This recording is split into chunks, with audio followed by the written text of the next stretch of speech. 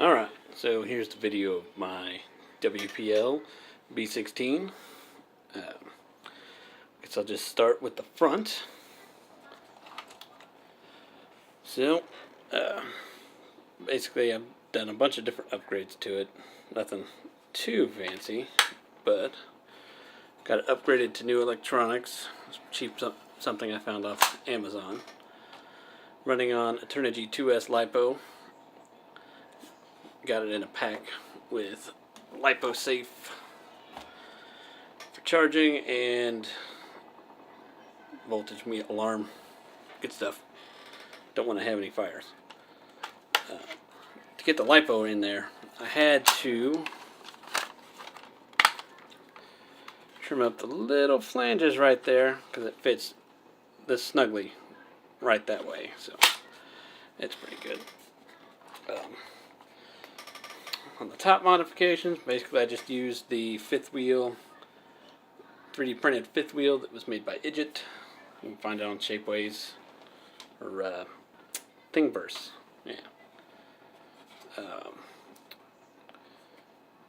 Next, I'm probably going to move the exhaust,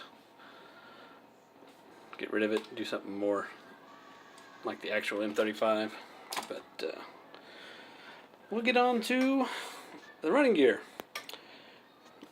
These wheels, I just cut them down. I cut out the center lug, just about like that right there. Glued them together.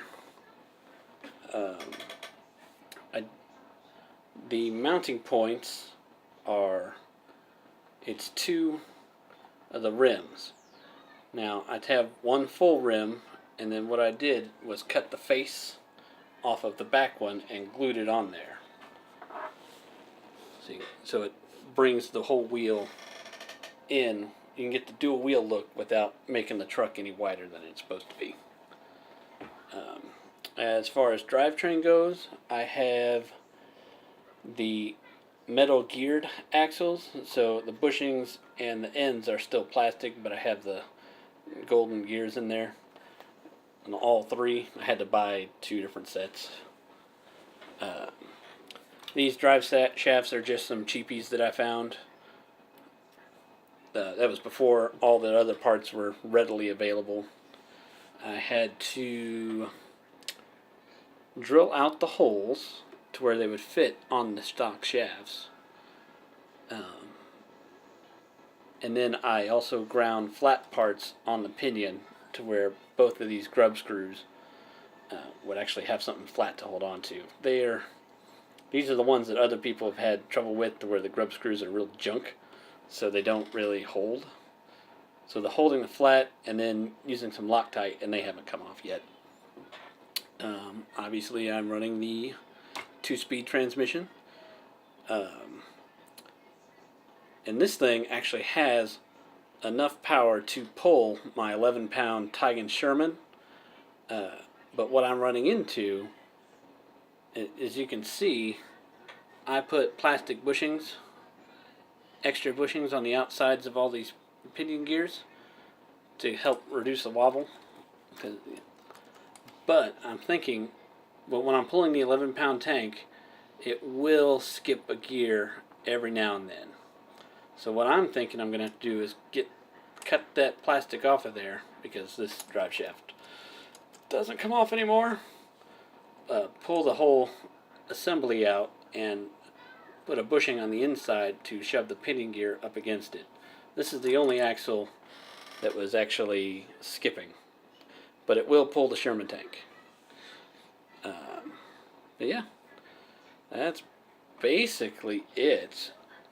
Like I said, I had to do some fiddling, but not a whole lot. I painted the whole thing green just because it's easier.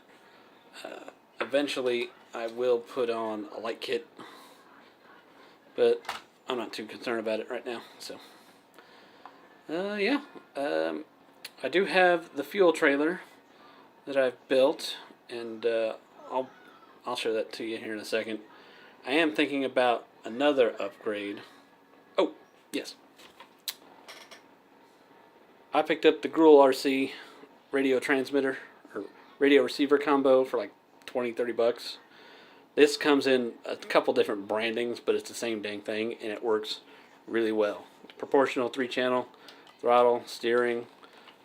You have the aux button right there, which is perfect for the dual transmission or the 2-speed transmission.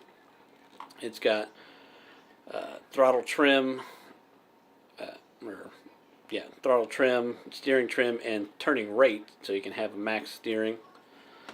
Up on the top, you've got the bind button, the steering and throttle reverse.